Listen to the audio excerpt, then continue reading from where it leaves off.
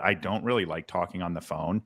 I'd prefer to like either be in person or even on a video. So there's like some, visual stimulation to build that connection. But Right. yeah, that's something like I don't like talking on the phone. I don't even think it's fair sometimes to the other person. I can relate to that. Someone recently I started like a few weeks ago started talking to, and that his question was like, can we jump on a phone call? And I was like, can we not? Like, is there any other option? Needless to say, that conversation didn't last all that long.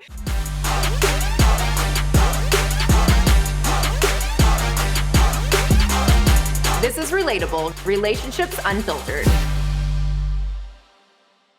Hey, welcome to Relatable, Relationships Unfiltered. Today I'm hanging out with my friend Nick Thompson from Love is Blind Season 2. Nick and I chat all about red flags, including our own red flags and even possible red flags we see in each other. Hello, my friend. I have missed you and our Instagram lives that we have taken quite the hiatus from. I think we retired them temporarily, at least, right? It's been a few. You've been too busy traveling the world to do any Instagram lives. That's very true. And you've been too busy saving the world to do Instagram lives. So here we are. I would say trying my best, putting my best foot forward to save the world. But I know that is your heart and your passion for sure. So we're going to talk about some red flags, which we have done on one of our lives before. And coming from the angle of red flags that maybe historically you have been attracted to and drawn to, and then we'll kind of take it from there, talk about some universal red flags, subjective red flags. When you think about like red flags, what comes to mind? So when I think about red flags, the first thing that comes to mind is I like go back and like, what are my patterns? Because I think like, obviously everyone's going to have some red flags, quote unquote, whatever you want to say about that. But for me, it's like when I look back at past relationships, what are the patterns that I see? And a lot of them are actually my behaviors. And so Okay. I get a lot of value out of helping people, which oftentimes attracts me to people that need help. And that's in friendships, that's in, who I choose to, have relationships with in my family and, of course, with significant others. So I think like that's one for me. I also have a pretty strong intuition. And sometimes I think it kind of like clouds my judgment a little bit because like I'm feeling something that I can't quite explain. And then I think too, just what I know I need helps me like say, okay, these red flags are what I don't need.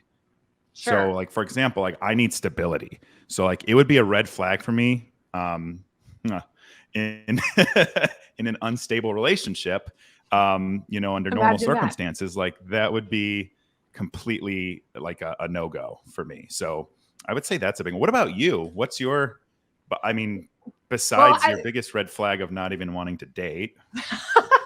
Get out of here. You're not wrong, but get out of here. I like the angle though that you're taking that from in terms of that is like really unique that when we're talking about red flags and you're like, let me check in on what my role is in these dynamics. Like, how am I showing up? What is it bringing out in me? And that's kind of how you're looking at what the red flag is, which I think makes a lot of sense because I talk with my clients a lot about like when we get triggered, our reaction to it often triggers the other person and then their reaction triggers us back. And so for you to look at it from the lens of like, what is my role in that? Because that's going to give you the greatest insight into what are those behaviors that are going on that is creating dysregulation for me, that's creating my nervous system to become active. And so for me, like that's when we look at it from that angle,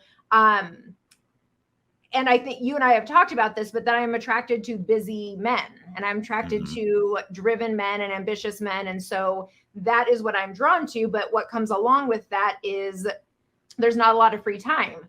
And I pride myself on being like independent and not needy and all of those things, which hence the not needing to date anyone. But when I am talking with someone, like I actually do like attention. And so the lack of attentiveness is a red flag for me. But to be clear, and we should talk about that be self-sabotaging though too? because In you're what way? seeking out the people that don't have the time to give you the attention Well, that you yeah, need. I mean, that's a whole thing when you're saying our roles in it. But that is a subjective red flag, right? So like somebody not having the time that I need based some arbitrary amount of time that I need, like that's not a universal red flag. That is just something I have to be aware of. And yeah, Right. clearly I'm sabotaging the same way when you seek out people you have to take care of. Like, I right? know. Yeah. That's another one that just popped in my head while you were talking too, is I actually, I do seek out like professional, whatever professional is, successful women too. And one of the things is I like feeling equal with my partner, and I'm, relatively, despite not having a job right now, I'm relatively advanced in my career in marketing. And so, having someone that understands that almost in the sense of you, but then at the same time, it does end up the same way, right? Where it's, they're busy with their job, I'm busy with my job. And then, we're both tired at the end of the day because we're working all day. And, that can kind of be its own toxic cycle that you get yourself into. Absolutely. And I was just talking to a client about that this week, that he's like, he's attracted to driven women, but that like she's stressed out, he's stressed out. And then it feels like instead of doing life together, you're both kind of on your own journeys. And so there's a disconnection. And I can relate to that because like when I am talking to somebody, but I work until 9-10 o'clock at night most days of the week. And so I'm saying on one hand, like, I want your time and attention. But then when he's like, hey, can I call you? And I'm like, no, I'm busy. Like, you should be happy he texts you and he's not one of those that just calls. That's the real I didn't say all that. Oh, okay. You might do both. I get personally offended when someone calls me without asking first. That's your red flag? Yeah. Well, maybe that is a red flag. Yeah. That is something I do know I need to be better at. I don't really like talking on the phone. I'd prefer to like either be in person or even on a video. So there's like some, visual stimulation to build that connection. But yeah, that's something like I don't like talking on the phone. I don't even think it's fair sometimes to the other person.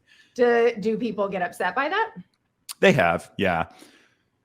And not even like just understanding it. So then I'm like, I got to be more self-aware about it. And I got to understand that just because I don't like talking on the phone doesn't mean it doesn't provide value to someone else. And yes, but I can relate to that. Someone recently, I started like a few weeks ago, started talking to, and that his question was like, can we jump on a phone call? And I was like, can we not? Like, is there any other option? Needless to say, that conversation didn't last all that long, but that was my first thought. I'm like, and to your point, when there's like not the facial expressions to read, you can't read the body language, you can't read like all of that. I feel like that makes it even more uncomfortable. If it's like a business phone call, fine, because we're not looking for all that nuance. But when you're getting to know someone, that's difficult. That's funny you say that, because now I think about it, when it is business, I prefer a phone call because I don't want to be on video. Like, it's so weird. It is weird. Right. But when you're trying to get to know someone, try to feel them out, especially if you are big into like your intuition and like you get a sense for people through their nonverbals, then that would be really hard to even gauge their interest and to gauge like, are they attentive when you're talking? And are they demonstrating validation or empathy even in their facial expressions when you're talking? Like, all of that is really important. Yeah, I totally agree. And that's not even just like when you're early dating, that's like the whole time. Like, you have to have that connection. I think it's super important to be able to build that. And when you're, so it sounds like you maybe have been dabbling on the dating. Is that? Oh boy. Have I been dabbling on the dating? I have been pretending to dabble on the dating. I have been seeing somebody like off and on, but then also like not exclusively, but then also on the dating apps. But I mean, you know how that goes. Yeah, like, I will never do it again, I don't think. What's your plan for meeting somebody? I don't have one. Like through social media or organically, or is that just like? Well, let me tell you, I have people all around the world trying to slide into my DMs these days. Oh, well. And yeah, it's maybe it'll be that way. But right now it's like when I'm out and stuff, I'll meet people, but it's not like, I don't know. It's just weird. It's weird to try and navigate that because you don't know like who's interested in you as a person. And I know, I think you talked about this with Clayton too, but like it's hard to navigate like who's interested in me as a person, who's interested in walking around town, who's interested in the clout, I guess, for lack of a better word. And I don't really know how much clout there's going to be, but it's a concern. Sure. It's tough to sort of navigate that and think about it. And I've met a couple people in real life, and they're like, would you want to go on just last night? Would you like to go on a date? And I'm like, I'm sorry, no, like I'm not dating right now. So it's like, yeah. So you just like, say no, like. Yeah. Oh, I'm direct. But Yeah, I mean, like, there's nothing that would make you interested. Like, you just feel like in this stage in your life, you're just not. So it's not even about. Go ahead. Yeah, it's hard to say because if you think about it, like if the right person comes up to me and we click in a way. Well, I feel like you proactively don't do it, and I'm open to it. Like I feel like if someone came up to you in a bar, like you might be offended. Is that fair? Why are you talking to me? I'm not unfriendly in that way, but yes, I would probably be extremely disinterested. So glad I'm setting off that vibe. That's clearly what people are picking up. So you are open to it. So if it was somebody who like piqued your interest, who maybe didn't have these red flags, you would consider it. Yeah, totally. And I know now that when it comes to meeting someone, like take your time, get to know them, hope they get to know you. And I think too, like when I look at red flags from the perspective of like, these are my non-negotiables, like one that I learned, which was really weird. So I'm introverted, which people never believe that because I can speak publicly and have a conversation. People think introverts are like the creeps in the corner at the party. But we're actually the creeps in the corner at the party having a very real conversation about stuff that's going on in the world. Intellectual foreplay. Indeed. That is. There you go. You posted about that the other day. For sure. Yeah. So I noticed I dated an introvert, and this was a while ago. This was like 5 years ago. And that it's not a red flag that they're an introvert, but it's a red flag for me because I have to have someone who's extroverted and will like get me in social situations, because otherwise like I won't put myself in them. Oh, interesting. So if they're too close to your personality, that would be a subjective red flag for you that like, this is probably not going to work because we're too similar. And so we're not going to get the balance that we need. That's exactly what I mean. And I think too, like when I was the extroverted one in that relationship, and it was crazy for me because I've never been that in a relationship before. And I'm just like, oh, we've been in all weekend. Maybe we should go do something. Maybe we should talk to other people. so yeah, that's kind of just become. Yeah. And I can completely relate to that in terms of like, my opposite needs to be somebody who's like calm and go with the flow and all of those things. I'm definitely introverted as well. And that part doesn't bother me like as much. I don't necessarily need somebody extroverted, but I agree that there needs to be a balance in how we're spending our time. But that is, for me, a subjective red flag would be somebody who is like too high energy, too high strung.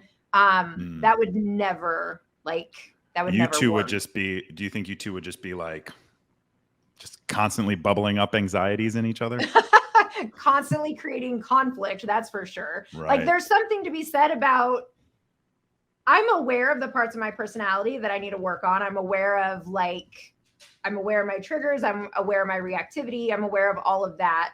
But to have a partner who can also be aware of it and sensitive to it, and not that they're excusing it or that they're not that they're allowing disrespect, like they still have boundaries, but I need somebody who can be sensitive to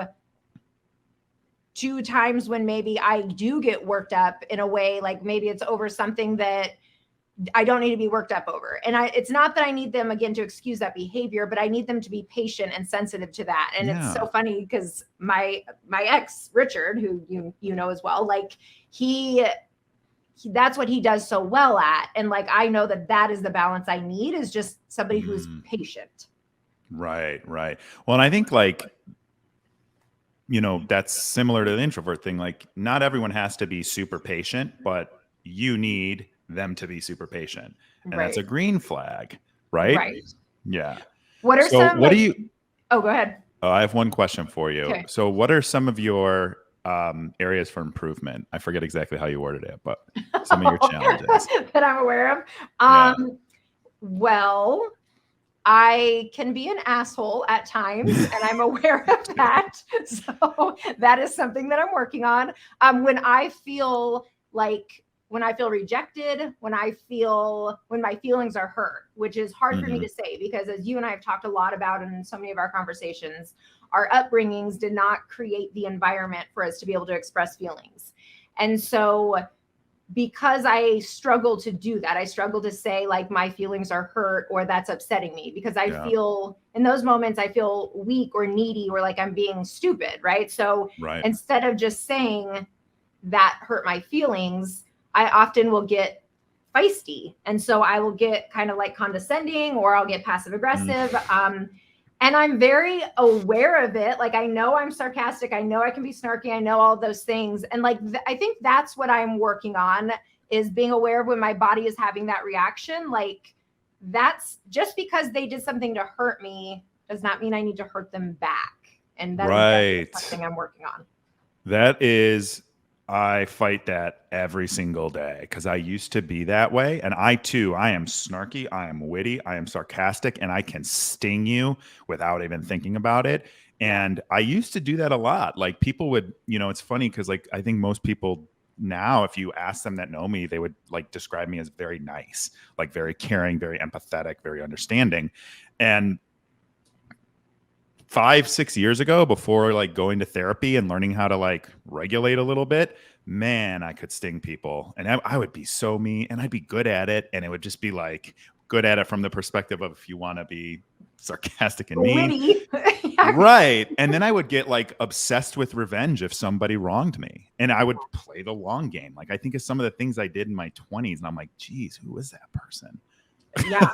And I can relate to that. I feel like when I was visiting friends in Virginia a couple days ago, like we had a situation with somebody, like it was really ridiculous, but like it worked everybody up, and it was a stranger, and it was this like conflict that they started, but everyone got worked up over it. And that's what I was telling them, like the 10 years ago me would have handled that so much differently. And so like, I'm aware of that. And it was funny. I was telling Richard this story last night at dinner, and he was like, oh my God, if you were in your 20s and that happened. I was like, I know. I was trying to tell them that. Like, I know.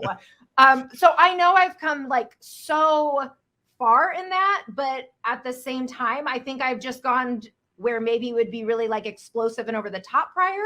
Now it's just kind of more covert and asshole. But it's progress. It's progress. It is progress, but it doesn't feel that way to the person who's receiving it, right? Like it still feels shitty to them. Exactly. That's the truth. I saw this the other day, and it's kind of what you're saying right here. If you are in a situation and you see yourself behaving better than you did, or you would have previously, like that's progress, even if it's not perfect. So that's what I would suggest to you. I agree. So somewhere in your somewhere in your 40s or 50s, you'll completely get it. I'll tone it down. I'll still be single as fuck, but I'll be like way more toned down. So right. What do you think are some like universal red flags when you think of like maybe a friend is talking about somebody they just met, or you see stuff online? What are some of those red flags that you're like, okay, abort mission? There are so many that I don't. Okay, so this is, I think I might have told you this before, but people come to me for relationship advice, and it's so funny to me. I mean, like I give marriage advice, like all this stuff, that people find very helpful, and what that brings, and this is in relationships, is like people don't recognize their toxic patterns, and they don't recognize that, like, someone's like love bombing. I think there's a fine line. I think that's a massive red flag. I think that you can toe the line of what's acceptable to engage, like what's an acceptable engagement or acceptable things to say and do and sacrifices to make. But if you love bomb someone, and I think it's just awful, because it really just sets an unrealistic expectation of what this relationship is going to be like. So I think that's a huge red flag. Can you define love bombing for people who don't know? Yeah, so love bombing is when you basically overcompensate on nice things that you say and do for someone at the beginning to make them sort of lull into this false sense of security that this is what the relationship's going to be like. And ultimately, like, that's a manipulation tactic to get you to like them and get you to date them without actually wanting to follow through on it. Is that fair? Yeah, no, valid. Yeah. So and I remember, like, another obvious, well, there's the obvious ones, right? There's any kind of abuse, verbal, physical, not red flag, like giant red flags.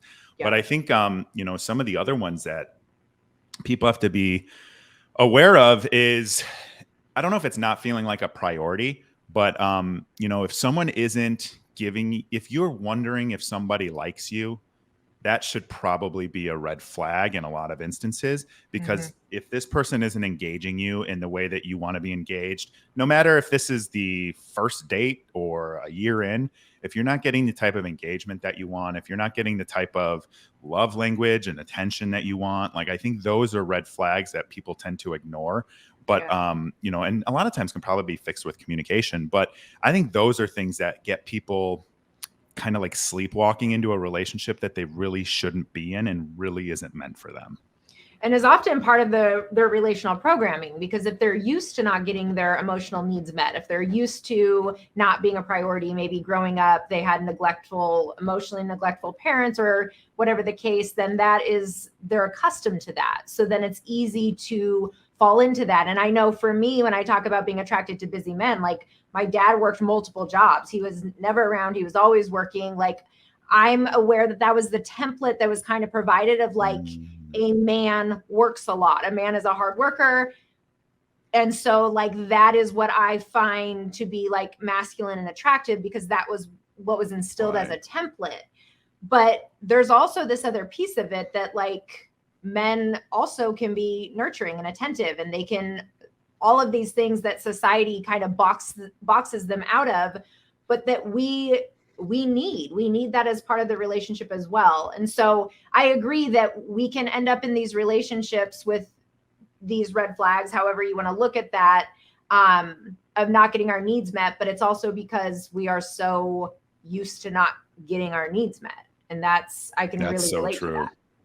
Yeah, that is so true. I think, what do you think are some of the, like, really big red flags that people, and maybe some of the ones that people, like I said, sleepwalk right past? Yeah, first of all, I agree. The universal ones, any type of abuse or severe manipulation, belittling, demeaning, like, all of those are definitely universal, like, objective red flags.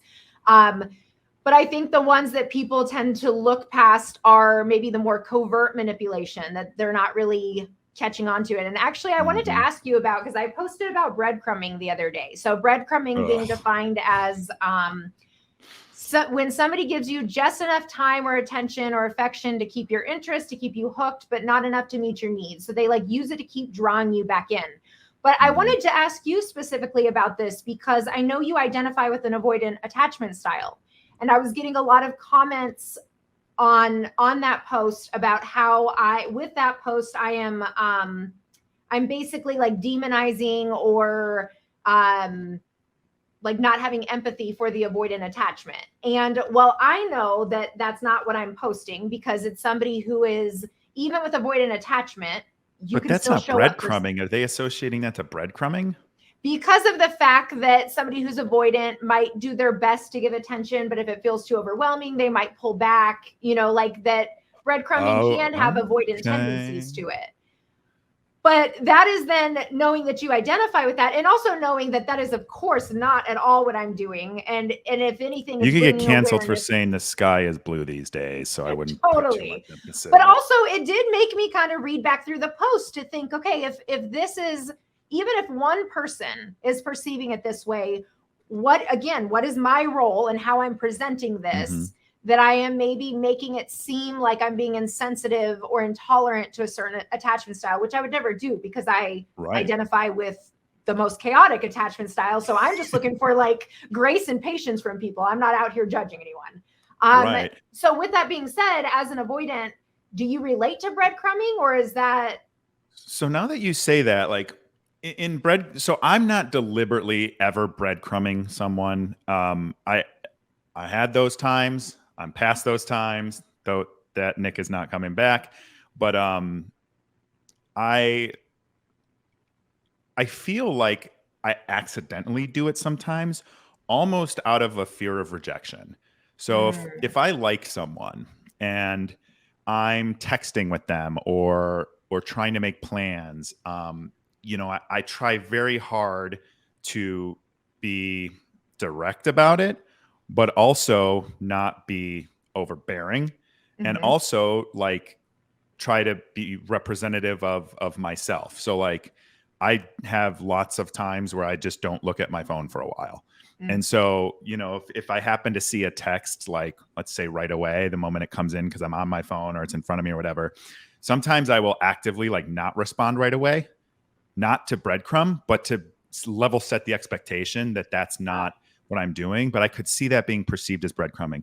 Secondly, when I just breadcrumbed my friends. We were going to have a guys' night tonight. And nobody said anything about it all day. And I was like, well, I'm not going to ask because I don't want to get the answer. I honestly don't want it, whatever it is. I don't want yes. I don't want no. So I just avoided it. And what happened? We're going tomorrow instead. Who ended up reaching out? One of your friends? I actually decided to do it right before we started here today. Okay. And then I got the texts that we should do it tomorrow because that's why I keep looking outside. It's storming pretty bad here. There's a tornado watch. Oh gosh. Okay. Yeah. So then how do you figure that is breadcrumbing your friends then? Because you weren't responsive to. Yes, I wasn't responsive. And then I was like, I'm not going to respond. And then I forced myself to, because I'm like, this is stupid. Like, it's not rejection. It's not. And you do that. I feel like I do that with dating sometimes. Like, even if I'm clear and I'm like, I'd like to have a second date with you. Like, okay, cool, great. Well, let's plan it. Okay. What about this? And then you don't get a response, or you do get a response and it's like vague, like that kind of, I feel like that can kind of exhibit breadcrumbing, I guess, for lack of a better term. Sure, because it's kind of like still keeping you interested, but it's not really fully committing to anything. Right. And so my question for you is, with this on again, off again guy, are you two breadcrumbing each other, or how does the on again, off again keep happening? Breadcrumbing each other. Well, this is interesting. I am not breadcrumbing him. I am very clear with my feelings towards him. He has an avoidant attachment style as well. So I think that he has the tendency to inadvertently breadcrumb. I know his heart, and he's not doing it intentionally. But for somebody who comes from a background of abandonment issues, any form of that is going to feel like rejection or create a fear of abandonment. And so then it is triggering to me, even if I can identify like that, I know that's not his heart and he's not doing it intentionally. But I think that's also where I started to think like, okay, I can see that's where the avoidant attachment style, where like this behavior becomes more common for them. But then back to my other point, it's like, okay, but having awareness around it and then intentionally not engaging in it, like that is how we start to shift our attachment styles. Right. So do you feel like he's aware that that's his attachment style? Do you feel like he works on it? He wants to work on it? Or is he just kind of like, I am who I am and take it or leave it? Because that's a lot of men. A lot of men are like, I am who I am, take it or leave it. You think I'd be messing with somebody who's like, I am who I am, take it or leave it? You don't think I would have already left that a long time ago? I mean, I would hope, but maybe you did and Yeah. came back. The bread. Fair. I like how you're trying to check into this toxic cycle of mine.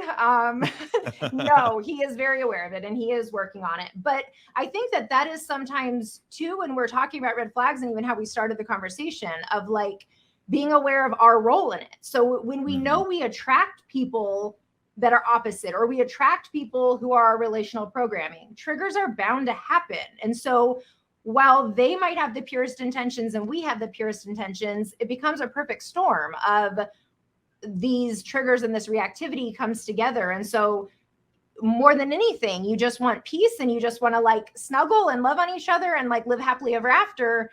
But unfortunately, that's not how it works. And that's not how our relational programming works. You know, Believe me, get I know. Yeah. What is your experience like with that? Like when you think of things that trigger you and then maybe you trigger back, and we've talked about even like you needing to take timeouts and stuff like that with people you've historically dated. What are some of those back and forth? So I need time. I need time out for any serious conversation. I also am not a fan of the can we talk later? Okay, what about? If you're not going to tell me what about, then no, we can't. Like that can help me prepare for it, because if I do get blindsided, I get completely like everything I've ever learned about being calm like is out the window. And because I feel attacked and I don't know why, like I know that's not the case, but in the moment, like everything gets heightened and that's why I need to like get a break. But do you come from a background of a critical parent? I don't. Yes and no. There was a lot of like pressure to do certain things. I think it's because I grew up Catholic, to be honest. And there's like the guilt and the pressure to, you know, be a priest. Like I was pressured to be a priest because my uncle was, and it wasn't like deliberate, but it was like, you know, like those kind of things. Like those are really hard growing up to be able to kind of like express yourself and feel like that's okay. So, and I was bullied a lot as a kid too. So I think that all kind of plays into it where, you know, I'm just kind of like, I'm trying so hard to be a good person and I have integrity, which is really hard to have in this world. And sometimes if someone's saying something that I don't feel is true, it's hurtful and triggering. Sounds like when you feel like you're like backed into a corner, or when you're feeling maybe like powerless or something along those lines, then that creates like, that's when your adaptive child comes out. Adaptive child being, you know, those traits we developed early on to keep ourselves safe that we bring into our adult relationships that become maladaptive. And I have plenty of those to go around. But it sounds like that's what's going on for you in those moments of like, you're feeling, I guess cornered maybe. And that's what's creating that. That's absolutely the best way to put it. I couldn't have put it better myself. When I feel backed into a corner and I don't feel like I'm put there in a good reason or for a good reason, that's really hard. That's a hard one to navigate. That's interesting when you even say about somebody asking, can we talk later? I did a training recently, a couples counseling training, and she was talking about how saying, can we talk later, or we need to talk, or something like that is like one of the worst things that you can do to set the stage for a hard conversation, because immediately you're activating that person's nervous system. They're going into a threat state. Like, what are you wanting to say? And so I think that's great awareness for people to have as well. Like, what do you feel if you know that somebody wants to have a hard conversation or they want to bring something up? What is a way that they can approach that with you, with as talking about with an avoidant attachment style that feels safer to you? I don't know that I've ever had it to tell you, but what I would like to say is if I were to write it down on paper, I would like someone to say, hey, Nick, something's on my mind. It's X. I want you to know, like, I love you. I still want to be with you. This isn't a deal breaker. This is just something that I need us to work on. And that goes with my entire approach to arguments is let's like take the argument from between us, let's put it over there, and like let's turn together and face the argument and not face each other. And I think like that's kind of like my whole philosophy behind the type of relationship that I need, is that it's us against the world, and it's going to be great sometimes, it's going to suck sometimes, and we're going to have conflict sometimes, but if we can approach all of this stuff together, we're going to have a much better chance of coming out on the other side. Yeah, and collaborating on what that looks like to resolve it, because you're right. Often when there is an area of conflict, it becomes a me versus you thing. And so then that, again, you're feeding off each other's triggers versus taking a step back and really looking at it like, okay, this is just something for us to problem solve together versus something that needs to be a deal breaker. When you feel like there's like, when somebody presents, so even the verbiage you used of like, this is not a deal breaker, this doesn't, it doesn't have to be the end. Do you often get that fear of like, if somebody brings something up or if there is conflict, do you often think like, this is it, this is the end? I did. And then I stopped, but then I got blindsided by this very thing where it was like coming home from work one day, and it was a Friday, and that I was unexpected, and it was like, we need to talk. And then that was it. And it was just like re-traumatizing, I guess, from past relationships, after thinking like, that one was relatively healthy, at least from my perspective. And it was really difficult to like, cause we had discussions and disagreements and stuff like that all the time. But we never got between us. But this was like, so I kind of learned the behavior through that relationship of, hey, like you can tell me you need something and it's okay. Like, and I can try and do better. So that was kind of like learned in the same relationship that it was then killed again. Yes. And I was having a conversation with a close friend recently about that. Like when you're in a relationship where they're demonstrating a lot of evidence to the contrary of your negative beliefs. So maybe you're afraid someone's going to leave or somebody can't be safe. And then they give you evidence to support people can be safe. People can show up for you. Yeah. But then they end up ultimately, like you're saying, still engaging in a behavior that is like what you most fear. It's that like muscle memory, but not the good kind. Right. And it almost becomes like, not almost, it does become a total mind fuck, because you think like, okay, this person's showing me that people can show up different, that I can trust people, people can be safe. And then when they end up doing the very thing that you've been fearing, that's a really overwhelming feeling. Yeah, it was, it was that was right before COVID too. So that was like an exceptionally hard time.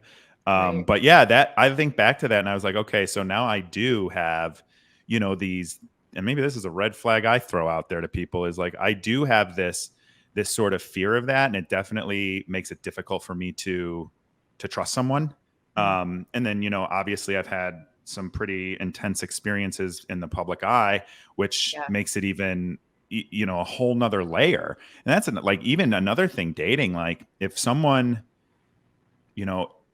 is someone going to be okay when, 5 people come up to us at dinner and want to take a picture? Because I would never do that, but unless I, maybe I would do it if it was like someone I kind of know now, but, I wouldn't do that to quote a celebrity, but I understand that it can make someone's day.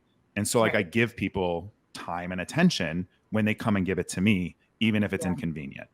So, I mean, that's like another thing where I probably need to do better on some of the areas there, but I don't remember how I got on that tangent. How would you do that differently though? Like, you feel like setting boundaries when people come up is what you're saying? Or? I think it's more of like that person needs to like understand that this is going to happen, and that like, it's important to me to be kind to people. And okay. And so it's open communication. Even when it's inconvenient. Yeah. Even when it's inconvenient. So on that note, what are a couple of your red flags that, I mean, we've talked about like our roles and dynamics, but if you were to start dating you, or if you were starting to text with you, what are some of your potential red flags that you think people might The obvious avoidant, the obvious avoidant for conflict. And I think I don't know if I know how I need to behave. I guess I have to get real life experience again to see if I can actually stick to it. Because it kind of, that skill set kind of got whittled away. And I think that another red flag for me is it can be the introverted part. Like if I have like I think, I told you before, like you're my third podcast today. Yeah. I'm dead after this. Like Right. I'm useless. So like if that could be a red flag for someone. Sure. And I think that can create conflict. So there's that. I also, I don't know if this is a red flags are perspective sometimes. For like sure. I'm not that close with my family. I don't see them that often. I hope, that those boundaries around the amount of time I spend with my family have been foundational to, my mental health. And it's not just because, they trigger me. It's like, it's healthier for our relationships if we don't interact every weekend like we used to. So I think some people look at that and they're like, oh, that's, that's a red flag. You're not close with your family. Yeah, I could see that for sure. Yeah. But also can relate to the need to do that. And I think that there's this like pocket of people that understand the importance of those boundaries, but then there's also the societal stigma around like blood is thicker and all of that. So the stigma around if you don't talk with your family or don't have a close relationship, then there's something wrong with you versus no, I've done years of therapy so that there's not something wrong with me. And that's why I don't talk to them. Exactly. And I think that's, I think we're getting there as a society in a sense, right? Like we're trying to cure like our generation. I don't really know what Gen Z is doing. They confuse me all the time, but I remember when millennials did that to everybody too. So here we are turning into our parents. But, I think there's like such awareness around the generational trauma and around the learned damaging behaviors that our parents, grandparents may or not everyone may or may not have exhibited. And for us, it's like, it is important. Like it's important to me to have a good relationship with my family, but in order to have a good relationship with my family, it needs to be limited time spent together. And I go back to Christmas. I think I told you this when we were just chatting one time, but like I was at Christmas and I'm sitting there and I'm like, everyone's sitting there and they're all triggering each other. And I'm just like, this is why I have to limit my time. Yeah. And I hope none of them listen to this, but like I have to limit my time or else I'm just going to be in a constant state of walking on eggshells and being irritable and all of that stuff. Yeah. Being in a threat state. I mean, it activates your nervous system and then you can't function optimally at that point because trying to please everyone else by being around or showing up in the way that they want, but the toll that it takes, like, it's also a brave thing to recognize the toll that it takes and to not put yourself in that position is a really hard, and it's an act of rebellion really in our society. Right. What about you? What about me? You just matched with yourself on Hinge. What are the the God. red flags? What's the first red flag you would notice as you dating you? How much I work, for sure. So that would be, you guys wouldn't have any time to spend together. So no, like there would be like, and I noticed that like some people will try to text me and I'm just like, I'm not, if I like you, I'm going to text you back. Like, and that sounds really rude. Like, but you get what I mean? Like if I have a relationship with you, though. Thank you. I appreciate the validation. This is what, I was saying, I started to say earlier, like I always tell my friends, especially like some younger ones, I have some friends that were like, in their early 20s a few years ago. And it's a nightmare for them out there. Like, does he like me? He came up to me in a bar. Now he's not texting me. Now he doesn't want to date, but now he's texting me again, all of that stuff. And I just always said, I'm like, when someone likes you, you'll know it because you won't have to worry if they're going to text you back, and they will text. And if they don't, you'll know that it's just because they're preoccupied with something else at the moment. So I think that's totally fair for you to say. I think that's what makes me suck so much at dating, though, is that like I don't take the time to text people back unless they have relevance in my life, in the sense that like we already have some type of established connection. But then I understand the vicious cycle of that, because we can't establish a connection if I'm not interacting. But to your point, maybe I'm proactively avoiding dating. So I don't know. But my other red flags. I think you are. But we could Why dive do you think into that that is, another Nick? time. Go ahead. Give us a little psychoanalysis. Well, when was the last time you just said, I think you said a little bit ago, no apps, right? Or you're on the apps, but you're not I'm on the apps. But are you on the apps? Like I'm on using the them? apps. I'm using. Well, what do you mean by using? Am I going on dates? No. Well, do you Is right? it downloaded on my phone? Yes. Yes, exactly. So there, download it on your phone. It's like, I'm in software marketing, so it's like you sell the software. If people aren't using it, you're not providing value. Okay, you're not then using no. it, it's not providing value. Okay. You're right. So, some homework for you. Let's hear it. Pick an app and go match with someone and start a conversation tonight. Okay. That's likely not going to happen. But on that note, tell us real quick before we wrap up about the nonprofit that you have recently founded. Yeah. So for those of you who know, or probably most of you know, I was on Love is Blind, and that was season 2. And one of the things that I noticed going through this experience, from my own personal experience, my own troubles and struggles with mental health, my own challenges within, my relationship from the show, and seeing what it does to people. There is no mental health support on Love is Blind. There's not a mental health support on a lot of shows. And I've even heard from other contestants on other shows that even if there is, they're actually there to help production, not the people. So the not-for-profit is called the UCAN Foundation. It's the Unscripted Cast Advocacy Network Foundation. We are a not-for-profit dedicated to providing mental health services outside of production through our organization, to help coach you understand what you're getting into, during to make sure that you're acting in your best interest, and have that support to make decisions when you're in a heightened state of anxiety and a heightened state of exhaustion, and then after to help you navigate what life is going to be like, post show, if it's a relationship show, whatever that is, and make sure that you have adequate mental health services. Additionally, we are offering some legal support to help you review contracts and understand what's actually in these contracts, because they're insane. They're like, mine was like 30 pages, and there's a lot of stuff in there that I didn't understand. So like just making sure that these people have resources so that the exploitation of reality stars slows down. And then ultimately my main goal with this foundation is to get to a place where a third party is required to provide mental health services for each cast member going on a reality TV show. So awesome. that's the plan.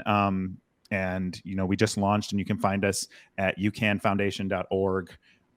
Donations are really important to us, because right now we have a group of volunteers that are coming in from a mental health perspective, and a attorney and practicing law perspective, along with a lot of other people coming in, and everyone's working pro bono.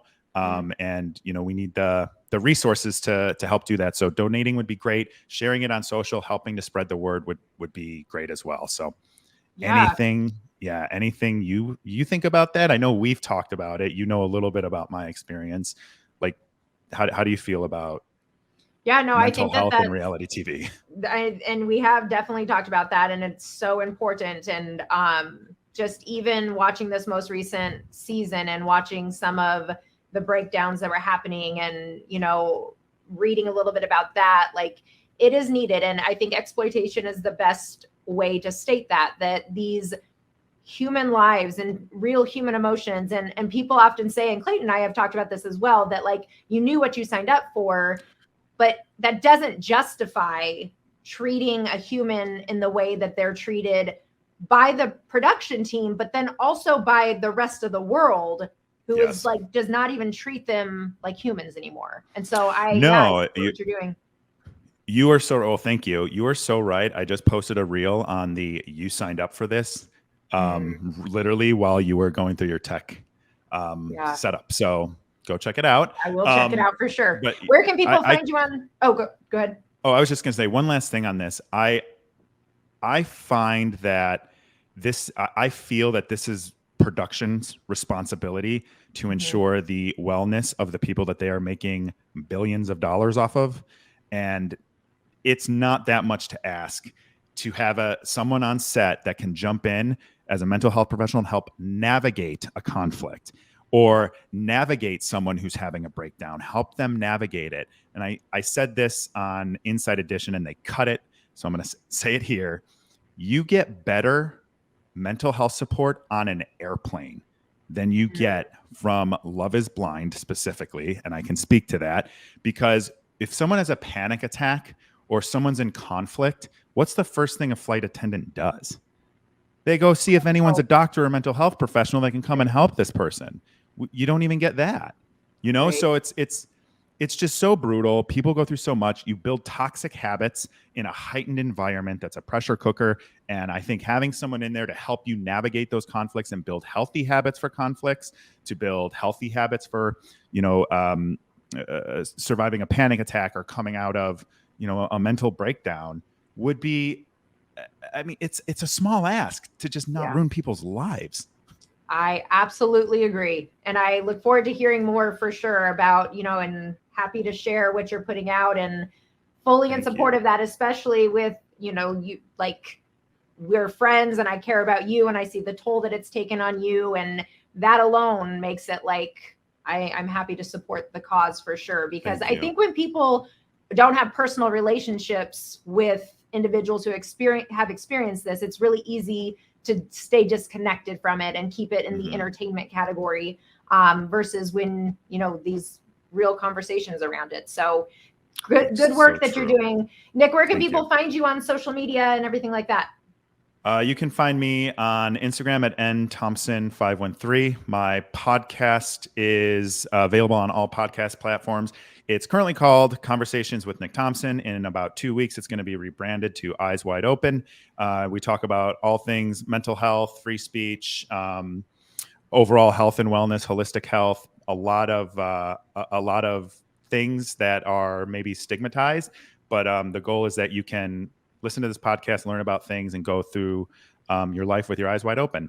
And then you can also find me at engagewithnick.com. And you can find the UCAN Foundation, as I said earlier, at ucanfoundation.org. Very cool. And we will put go ahead. Was there another one? I was going to say, and I'm going to plug my guided journal. Plug it. Okay. So I have been journaling since I was about 5 or 6 years old. And as I've been going through my divorce, very public divorce, I was also laid off and I felt I hit rock bottom. And so I just started putting structure into how I journal. And this is what I did, what I came up with. And basically it's an 8-week journal to help you reconnect with yourself. And it's by practicing gratitude, setting intentions, making time for self-care. And there's a lot of tips and tricks in there that will help you at the same time. And people can get that on Amazon? Yeah, you can find it on Amazon, or you can find it at the link in my Instagram profile or on my website. Very cool. Well, thank you, Nick, for coming to hang out with me and talking about your red flags. As always, I appreciate our conversations and I look forward to chatting soon. So nice to have the opportunity. Thanks. Thanks, Nick. Always fun chatting with you. And I'll be sure to jump right on that homework assignment. Thank you all for hanging out on Relatable Relationships Unfiltered. Make sure to subscribe to our YouTube channel, sign up for my newsletter, and find me on Instagram at Dr. Elizabeth Fedrick.